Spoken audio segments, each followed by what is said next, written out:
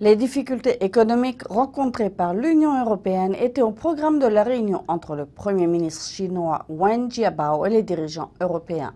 La Chine a clairement répété que l'Union européenne devait d'abord trouver des solutions pour dépasser la crise avant d'espérer une aide de sa part.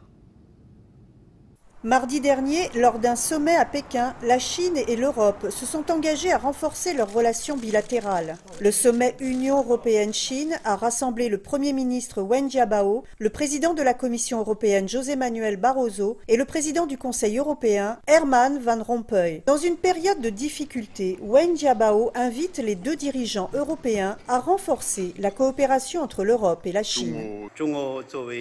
La Chine et l'Europe sont des partenaires dans tous les domaines stratégiques.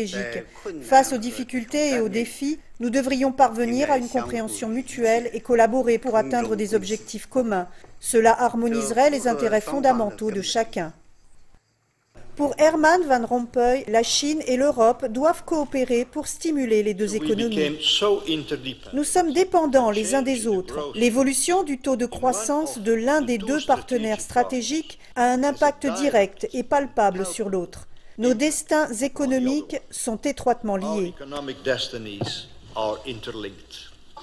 L'Europe, touchée par la dette, espère que la Chine puise dans ses énormes réserves d'échange pour aider la zone euro à redresser l'accumulation de la dette qui menace sa stabilité économique. Les dirigeants chinois ont exprimé à plusieurs reprises leur confiance dans les nations européennes, mais ils se sont abstenus de s'engager fermement sur le plan financier et ont encouragé l'Europe à prendre elle-même des mesures supplémentaires. Lundi dernier, le quotidien du peuple, le journal officiel du Parti communiste, annonçait en première page que la Chine n'avait pas l'intention d'acheter ou de contrôler une Europe criblée de dettes et toute aide que Pékin pourrait offrir aurait une raison purement économique.